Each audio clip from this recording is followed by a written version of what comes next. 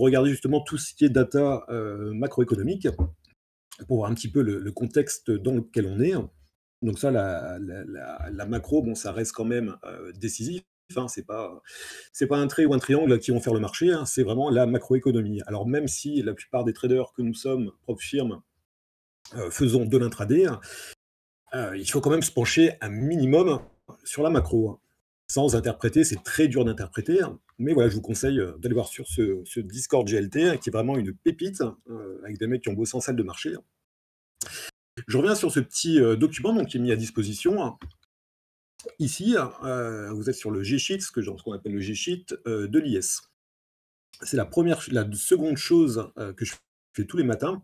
Alors, je vous explique rapidement, sans trop rentrer dans les détails. Je vous invite à aller voir chez GLT pour avoir plus d'informations. Ce petit outil, hein, si vous voulez, là, ça reprend toutes les datas de l'IS depuis 2018. Je ne suis pas allé plus loin, donc on a quand même 7 ans d'historique dans ce tableur. Les datas qui sont rentrées tous les jours. Donc vous avez la date, le prix de clôture, le prix d'ouverture, le plus haut, le plus bas, la variation en pourcentage. Et également les mêmes données en fonction de la volatilité, donc la volatilité moyenne de la journée. Tous les matins, donc je vais aller prendre, je vais regarder justement, j'ai quelques cases à remplir, donc le prix de l'actif ici. Donc le prix de l'actif, ici, je vais remplir tout simplement le prix de clôture d'hier. Alors sur mon market, c'est peut-être petit pour le moment, mais j'ai eu un prix de clôture de l'IS sur le 5988. Donc je vais juste remplir quelques cases. 5988, et je vais la remplir également là-dedans. Le 5988, donc ça c'est le prix de clôture de la journée d'hier, d'accord. On va également rentrer le prix de clôture de la semaine dernière et le prix de clôture donc du mois précédent. Donc ça, c'est un travail vraiment à faire tous les jours. Bon, il n'y a pas grand-chose à remplir. Ce qui va nous intéresser maintenant, c'est d'aller remplir cette case de volatilité. Alors, pour la volat, il faut que je retrouve TradingView qui est planqué là, il me semble. Pour la volatilité, hop, donc je vais aller voir le VIX. Donc le VIX SP500, hein, d'accord. On va aller voir le VIX SP500, que je refasse. C'est pas ce graphique-là que je voulais. Voilà, hop, je vais réduire un peu la fenêtre. Moi, ce que je veux, c'est maintenant aller voir le VIX pour remplir mes datas de volatilité. Donc le VIX pour le SP, le VXN ici pour le Nasdaq, hein. C'est un tableur que vous pouvez très bien faire sur l'IS, comme sur le Nasdaq, sur n'importe quel actif, du moment que vous trouvez son indice de volatilité. Alors, pour remplir ce petit G-sheet, hop, je vais passer tout simplement en journalière. Et ce qui va m'intéresser pour les datas, donc ici vous avez la cotation du VIX. Je vais enlever pardon, le second graphe de l'IS pour que ce soit plus clair. Donc ici, vous avez l'indice de volatilité du SP500. Les datas qui vont m'intéresser sur ce VIX, c'est de reprendre le plus haut et le plus bas des 5 derniers jours. D'accord. Donc les 5 dernières bougies, je vais les encadrer. Donc 1, 2, 3, 4, 5. 1, 2, 3, 4, 5. Donc mon plus haut se trouve ici. Hop. Et le plus bas, donc, sur la journée d'hier. Je vais remplir ces datas de volatilité. Donc le point haut des 5 derniers jours en termes de vol pour le SP, on était à 22. Donc la volatilité de l'actif, bon, vous voyez que ça n'a pas bougé. C'est rempli hier. Et le point bas, donc il a été touché hier. Hop, on est à 15,80. 15 exactement, 15,95, ça ce qui va m'intéresser. Vous allez vite comprendre à quoi ça va servir. Donc j'ai juste rempli les données de volatilité, le prix de clôture ici, le prix de clôture, et maintenant ce qui va m'intéresser, c'est la volatilité implicite annuelle que je vais tout simplement aller récupérer sur bar chart. Donc actuellement, sur le SP, sur le contrat Mars, on a une vol qui est à 13. Hop, et c'est la dernière data que je vais rentrer dans mon Google Sheet. Hop, 13. OK.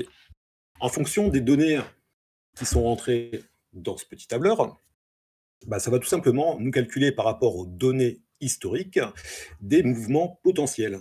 C'est très important de connaître, si vous voulez, la volatilité de votre actif pour vous dire, bah, OK, je sais qu'en moyenne, Mon S&P va faire entre 50 et 100 points par jour. D'accord? Donc ça ne sert à strictement à rien d'aller mettre un TP à 200 points. Vous ne l'aurez jamais, pour ceux qui font du trading intraday. Ça peut déjà vous donner une idée qu'en cas de hausse, par exemple, donc si aujourd'hui, en fonction de la volatilité, présente sur les marchés et sur les marchés options, on pourrait très bien décaler jusqu'aux 6030 et aux alentours des 80 points, 100 points max entre le point haut et le point bas de la journée. Donc déjà, ça va nous permettre, si vous voulez, d'encadrer un petit peu notre trading et de nous dire, OK, si jamais on a une très bonne nouvelle, si on va chercher les 6100, je sais que j'ai très peu de chances que mon trade aille plus loin. Je sais que j'aurai certainement une réaction vendeuse sur cette zone. C'est vraiment pour vous donner une zone et cadrer un petit peu votre journée. Mettre des limites en termes de TP, en termes de stop loss. Donc ça, après, on est plus dans le money management, c'est pas le sujet du jour, mais ça va pouvoir vous aider à quadriller un petit peu la zone. Honnêtement, sur le S&P, on est vraiment sur des niveaux qui fonctionnent très bien. Il faut que le tableur soit bien rempli. Ça sert à rien de mettre beaucoup d'historique de data, surtout qu'on a un marché qui a vraiment explosé depuis ces 10 dernières années. Donc la volatilité a changé, les amplitudes de mouvement ont changé. Ça sert à rien de repartir sur 20 ans d'historique. 7-8 ans, c'est pas mal. On a fait le backtest. 7-8 ans, c'est à peu près, c'est sympa pour monter jusque 2017-2018. Donc ça, c'est vraiment aussi quelque chose voilà, qu'il faut faire tous les matins, c'est de regarder un petit peu la volatilité.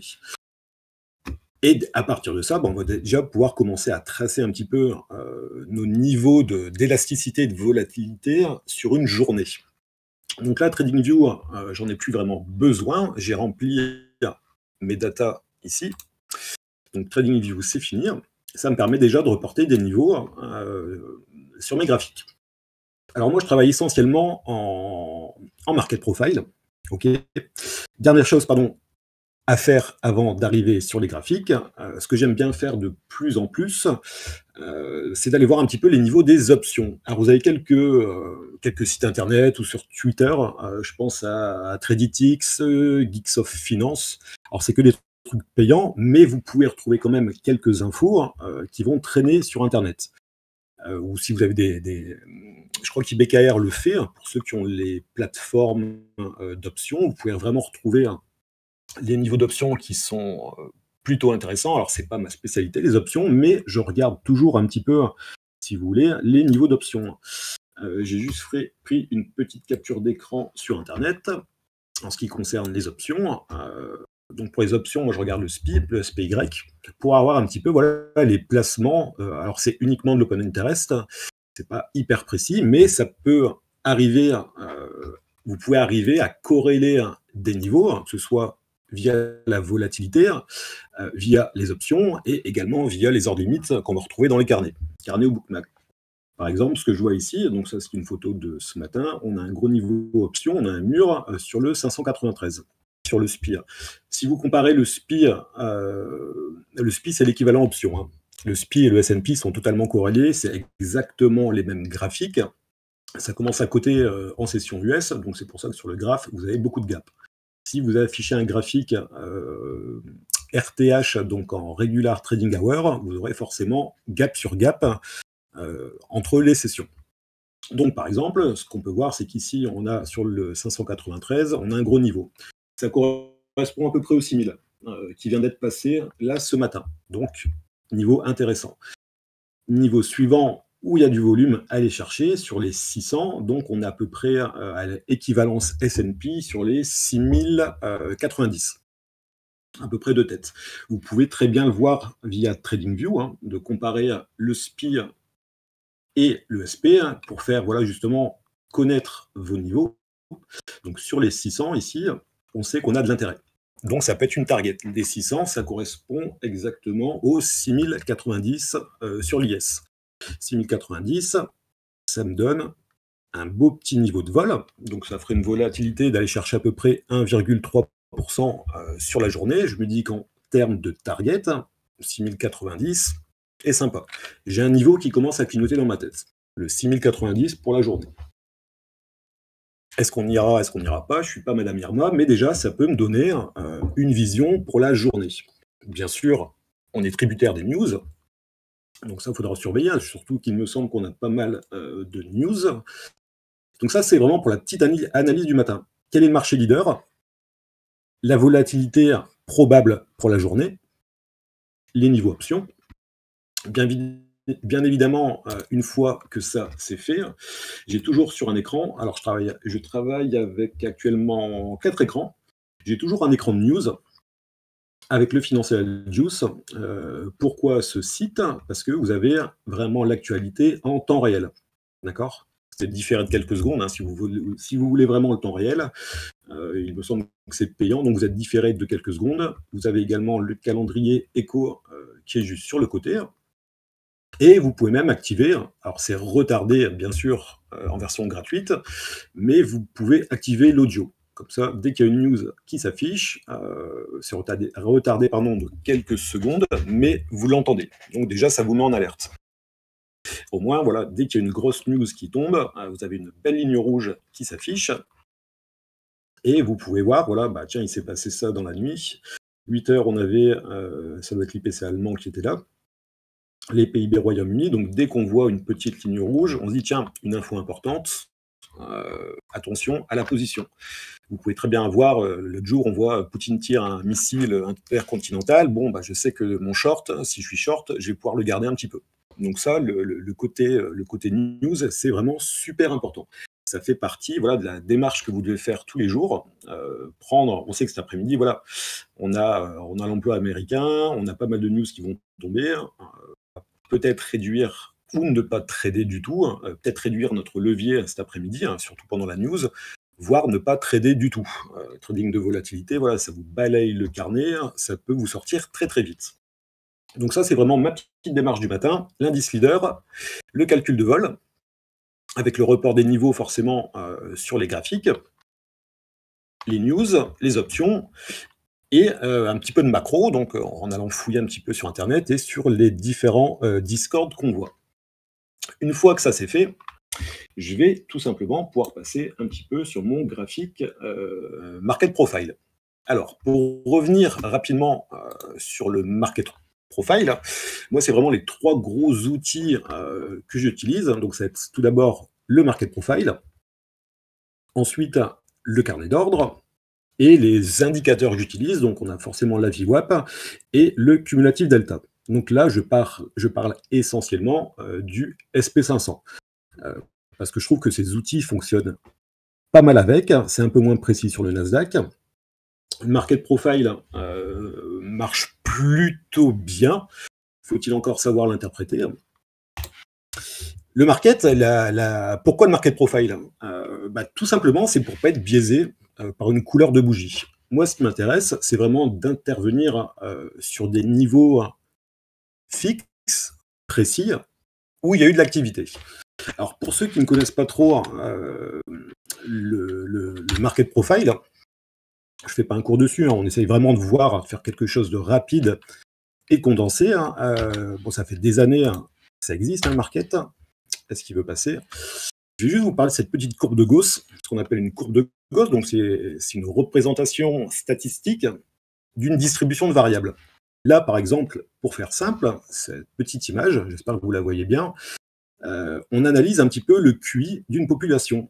Pour faire très simple, dans une population, vous aurez toujours une grosse tranche, si vous voulez, de la population qui aura un QI, on va dire, à peu près équilibré, un faible pourcentage de la population qui seront, on va dire, attardés mentaux, et un faible taux de population qu'on considérera comme des génies. D'accord? Cette courbe de Gauss, cette petite cloche, on l'applique tout simplement au market profile. On la tourne et ça nous donne, si vous voulez, ces types de cloches qu'on voit à longueur de journée.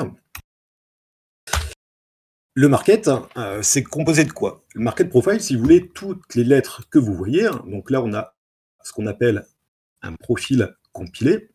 On peut très bien le splitter.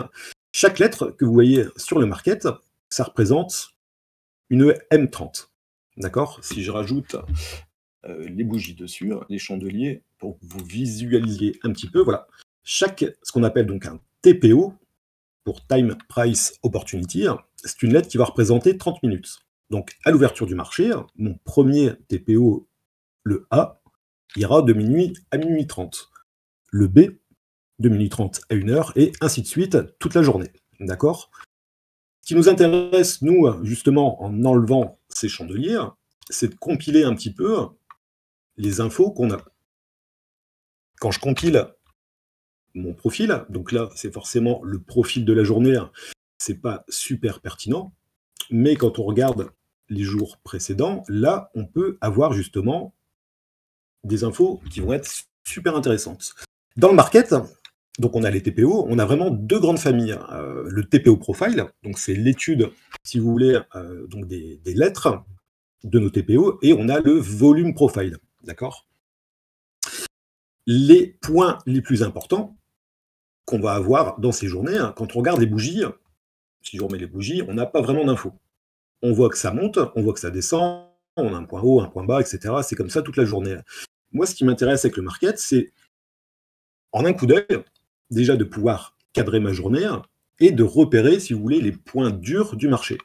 Quand je parle de points durs, je vais parler du POC et du VPOC. Le POC, pour point de contrôle, c'est le point sur lequel le marché a passé le plus de temps. Donc là, pour l'instant, on est à peu près, le POC est à peu près ici. D'accord? C'est sur ce point que le marché a passé le plus de temps.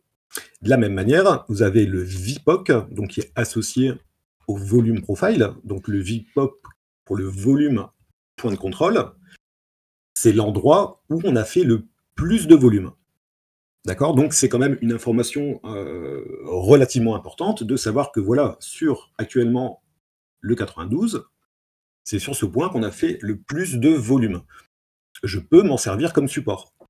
C'est une zone où le marché échange. Il faut bien vous dire que moi, si vous voulez, dans ma démarche, pour moi, quand on trade, alors c'est vraiment mon point de vue, on ne peut pas trader le temps.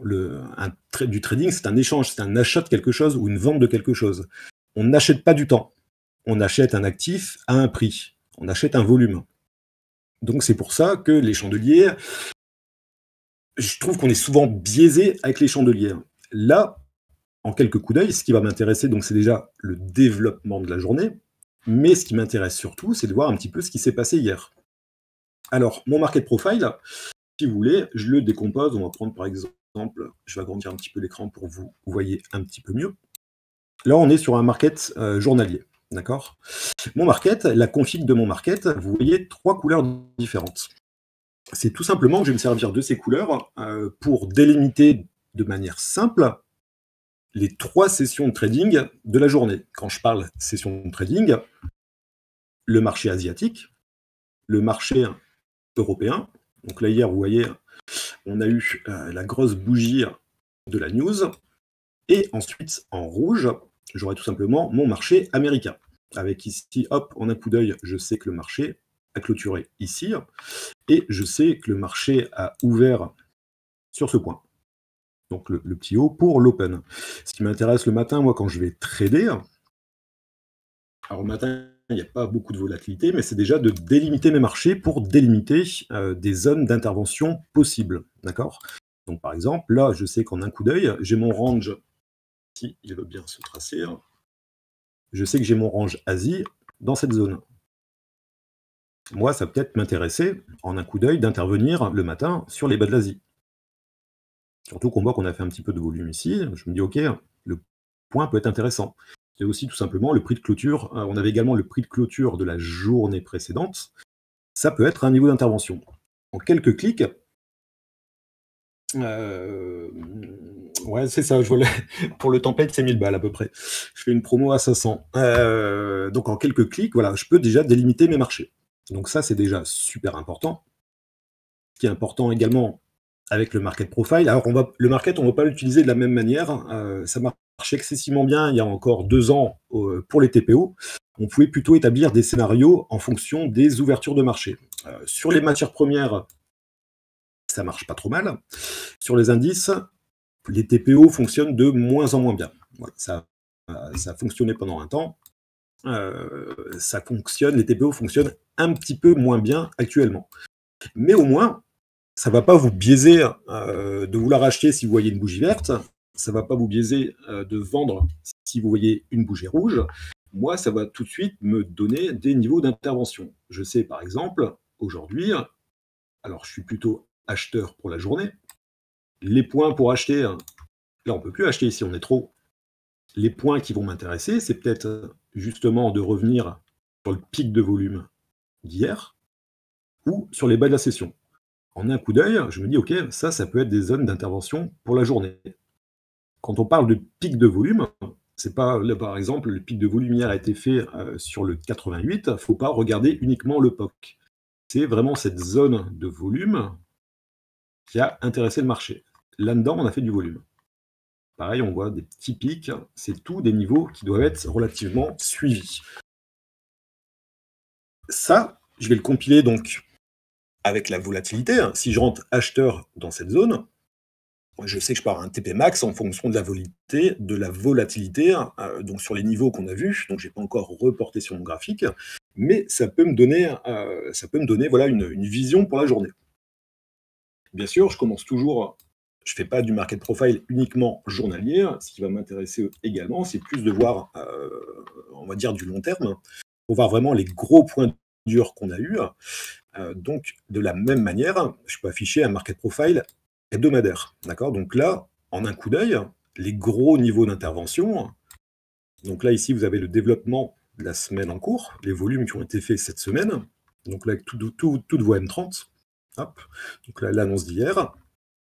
Là, quand je regarde ça, si je veux vendre quelque part, je vais pas vendre n'importe où, hein. Je vais déjà regarder où ma volatilité peut m'emmener aujourd'hui. Et le niveau le plus intéressant à vendre, si on y retourne, c'est d'aller, pour l'instant, je pense, la première vente à faire, ce sera minimum sur les 60-70, les hauts de la semaine dernière. Je vais vraiment cadrer mon trading, je vais déjà dégrossir le terrain avec le market, toujours baliser les hauts et les bas de la semaine précédente. Ok, hop.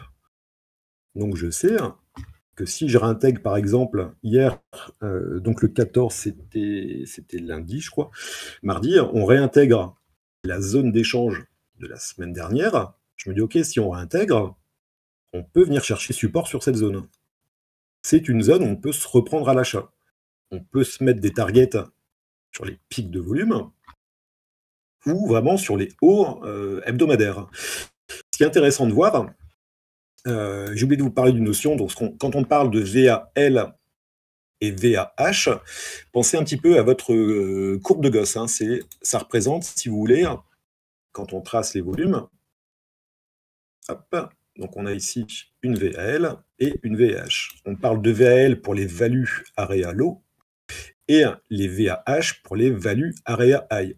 Repensez à tout à l'heure à la petite courbe de Gauss, d'accord, qui était comme ça, avec vraiment un point dur au milieu et des zones, on va dire, de désintérêt, des zones qui sont dans lesquelles il y a moins d'intérêt, des zones d'accélération, des zones de retournement.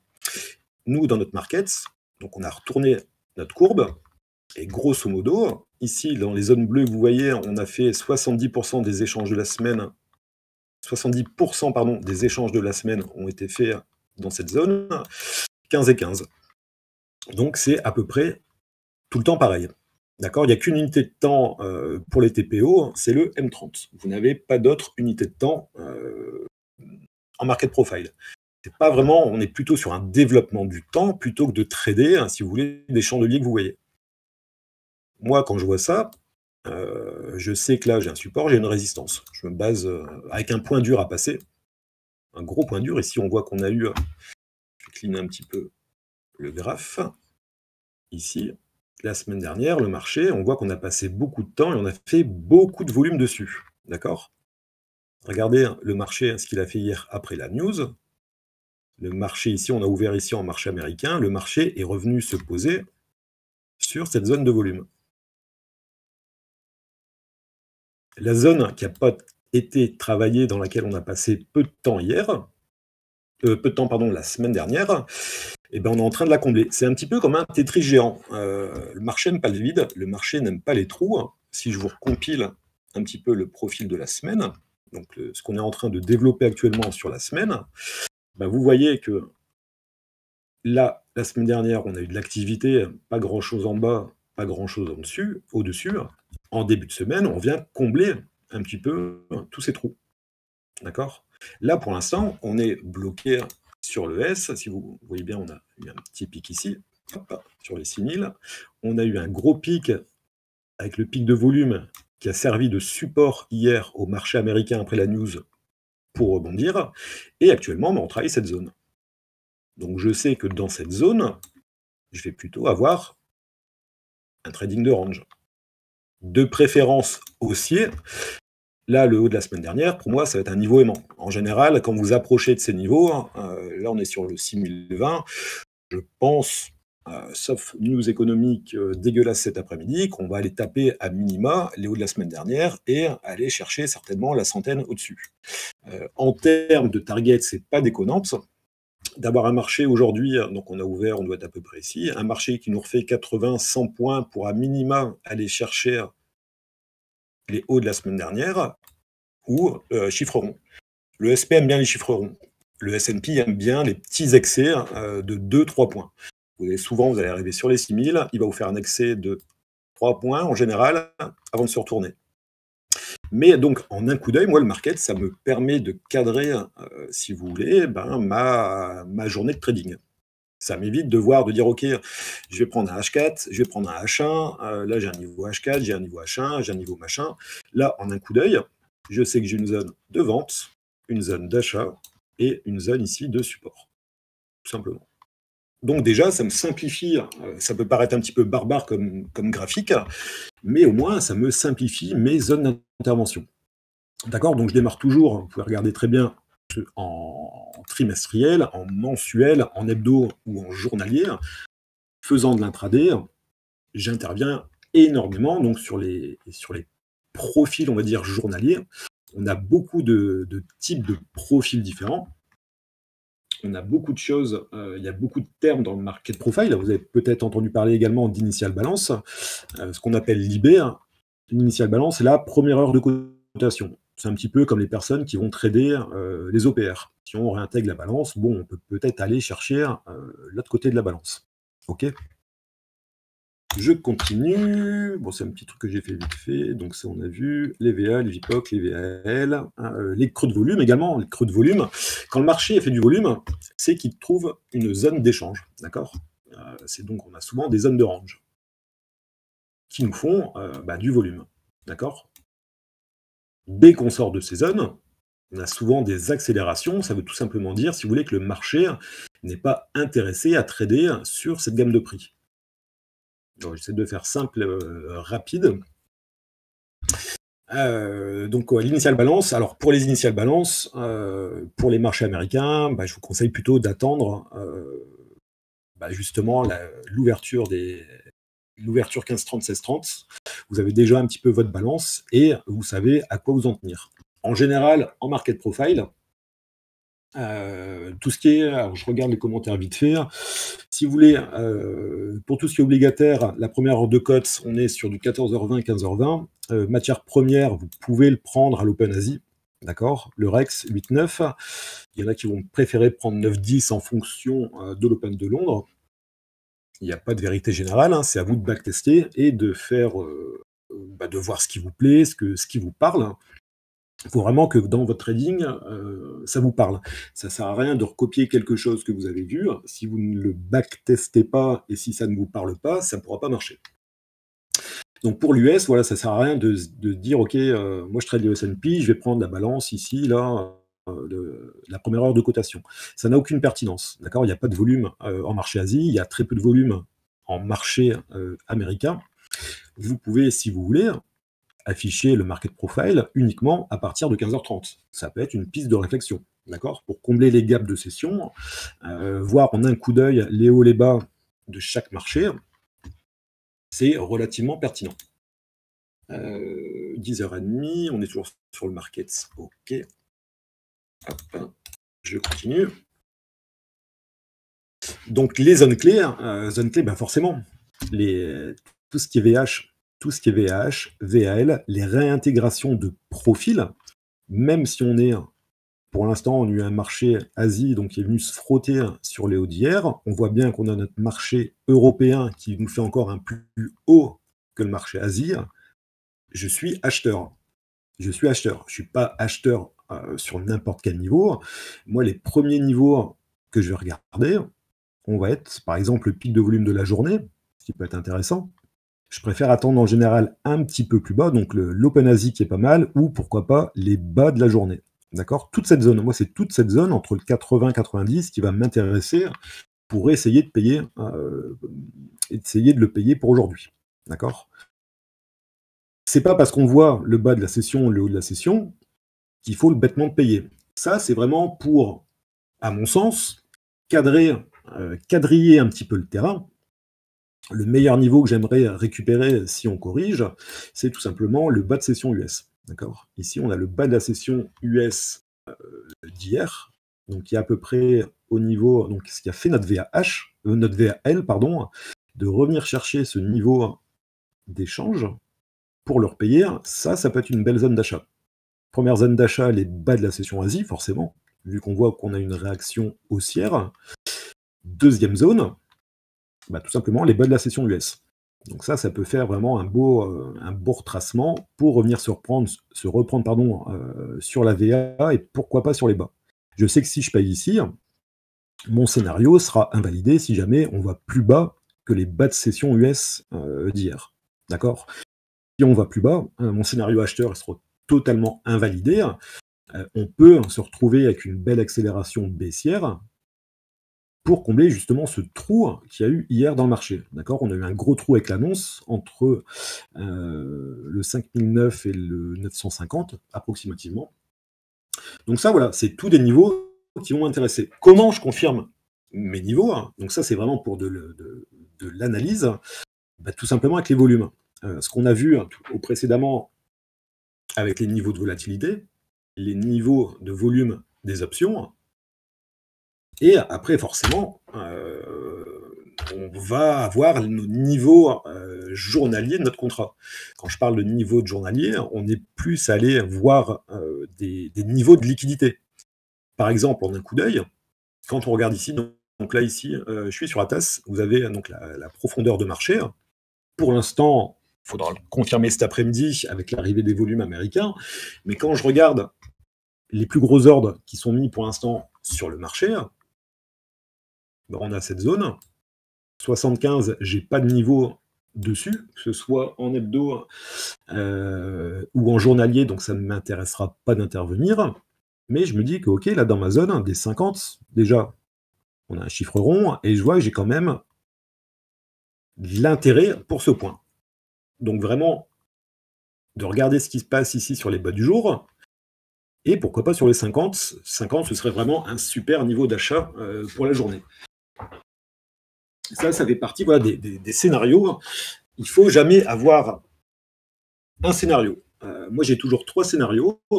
Un scénario de range, un scénario plutôt acheteur, ou un scénario plutôt vendeur. Mais au moins, quoi qu'il se passe, je me dis, ok, si on break ici, si on break les bas de session US, on a un trou, on a un vide, un gros creux de volume en dessous, je peux être short pour revenir retracer l'annonce. On peut très bien se retrouver sur un marché ce matin en range, donc qui reviennent justement tester ça, ou pourquoi pas les bas d'hier, donc cette zone d'échange, cette zone de 70% d'échange de la journée. Donc si on réintègre ici, trouver quand même une zone d'achat sur les bas de l'Asie, travailler le range, donc c'est-à-dire venir taper du TP ici, et essayer de retrouver, pourquoi pas, des achats sur les 50. Ça, je vais mettre en corrélation donc le S&P et le Nasdaq. On a un Nasdaq qui est leader. Si je vois que le Nasdaq cède, on a à peu près des niveaux équivalents. Quand on regarde les profils S&P, Nasdaq, on arrive souvent au même moment sur les points bas ou sur les points durs. Donc déjà de surveiller, est-ce que le Nasdaq va commencer à rebondir sur une zone identifiée ou est-ce qu'il va la casser? Si je vois le Nasdaq qui est un petit peu plus rapide, je vais me dire, ok, ça casse, le Nasdaq va beaucoup plus bas, je ne vais pas payer ma zone. D'accord. C'est pas parce que j'ai fait un plan de trading que mon plan va fonctionner. on est toujours, voilà, on est toujours dans l'incertitude. Du moment où on arrive à bien définir nos zones d'intervention et à s'y tenir, bah, après il y a plus qu'à, hein. Après il y a plus qu'à. Là, ici, on cadre. Avec le market, on cadre. On cadre. Avec ce qu'on a vu précédemment, option, volatilité, on se met des niveaux. Là, par exemple, sur mon G-Sheet, donc il faut regarder les niveaux et les niveaux bas, hein. Sur les G-Sheets, donc j'ai pas retracé les niveaux. On se dit qu'en cas de correction, OK, le premier niveau intéressant, on peut aller chercher les 40. Donc les 40, on est légèrement, on va avoir un petit squeeze en dessous pour dégager tout ce qu'il y a là. Et revenir, je me dis qu'OK, si je suis short, bah, mes 40 pour la journée, en cas de baisse, on va dire, sans news, les 40, ça peut être un niveau. Il y a un petit peu d'ordre limite sur les 40 en plus. En cas de mauvaise news, je peux me retrouver plus bas sur les 90, 5890, donc les 5009, hein. On est vraiment sur une zone. En cas vraiment de cassure, donc des bas du US, ouais, short, d'aller chercher ce niveau de variation, de volatilité, hein, ça peut être une bonne target aussi en tant que vente. Donc avec ces éléments, bah, je vais pouvoir me dire, OK, je vais rentrer autant de contrats pour aller chercher ça. Je vais savoir où m'arrêter. Je vais savoir où m'arrêter. Bien sûr, le trade après est suivi au carnet, hein. Moi, le carnet d'ordre, ça reste vraiment la base de mon trading.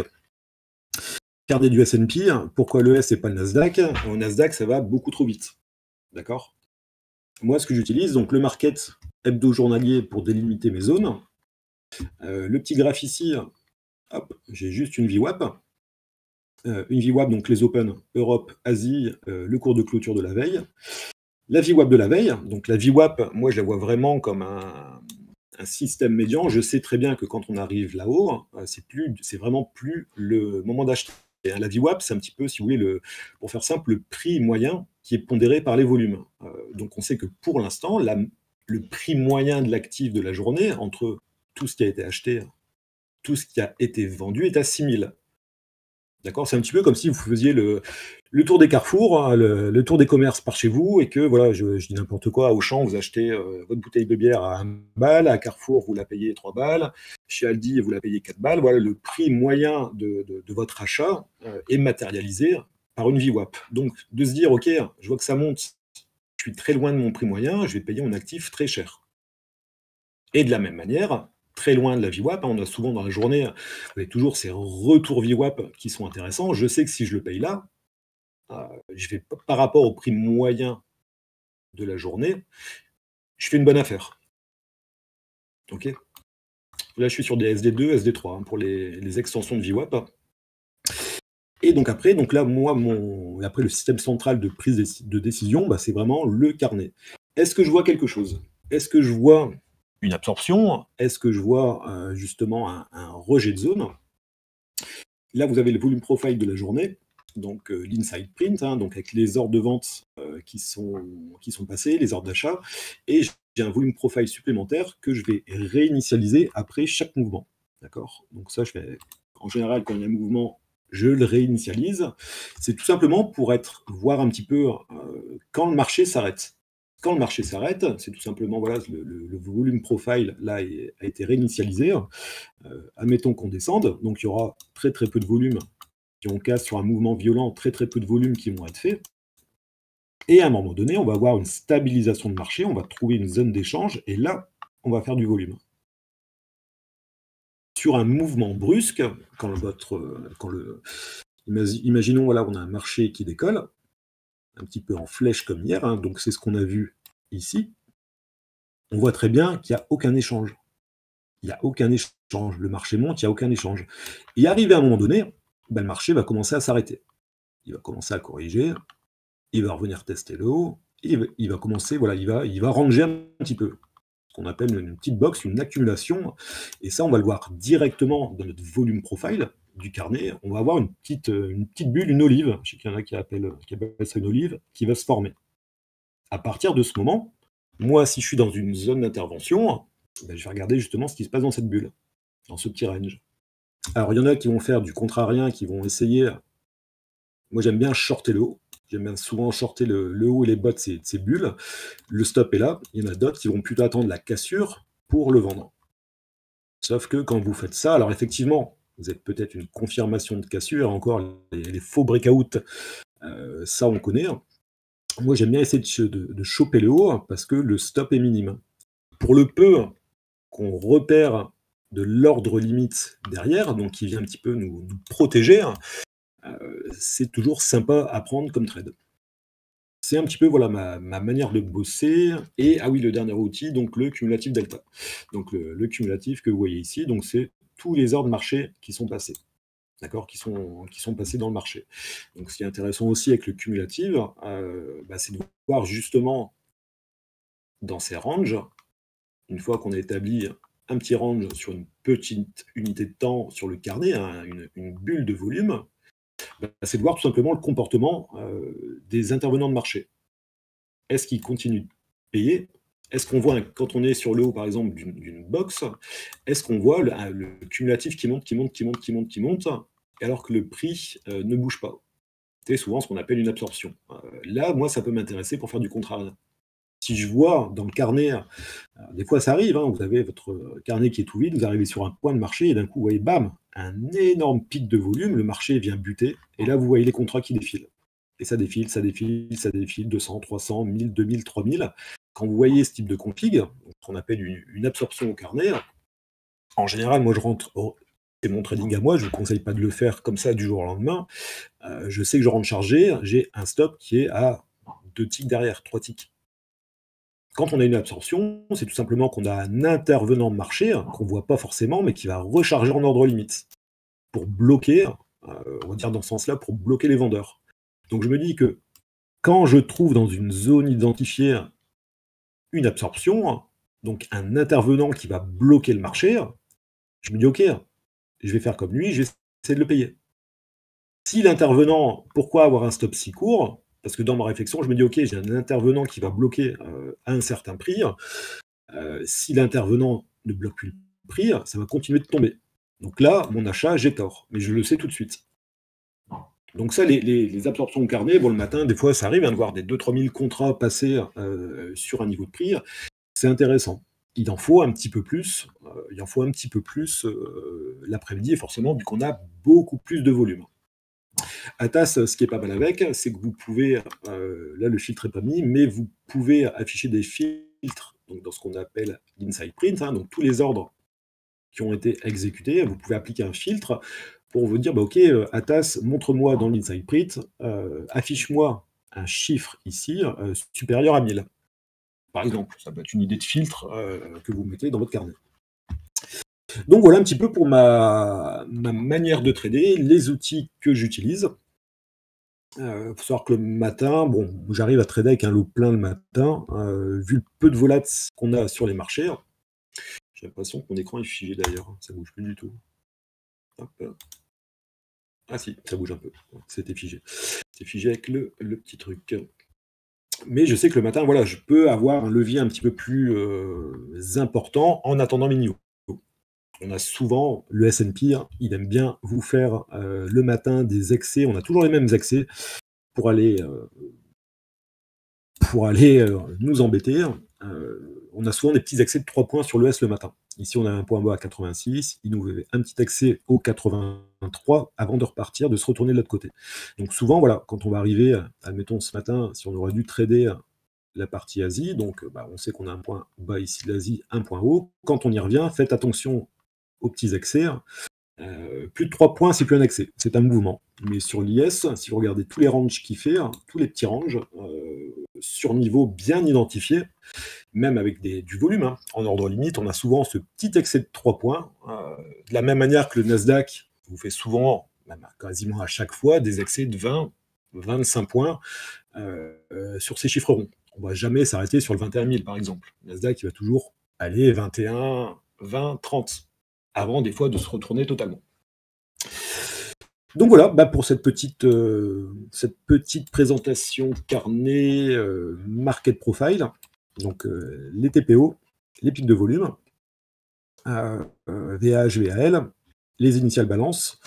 Initial balance que j'ai pas précisé, c'est que pareil, suivant, alors ça c'est une des théories du market profile qui a marché un temps, qui marche un petit peu moins bien, je préfère calculer La volatilité, méthode Julien GLT, l'initial balance, votre première heure de cote, donc admettons, que votre première heure de cotation aille, on va dire, de ce point à ce point.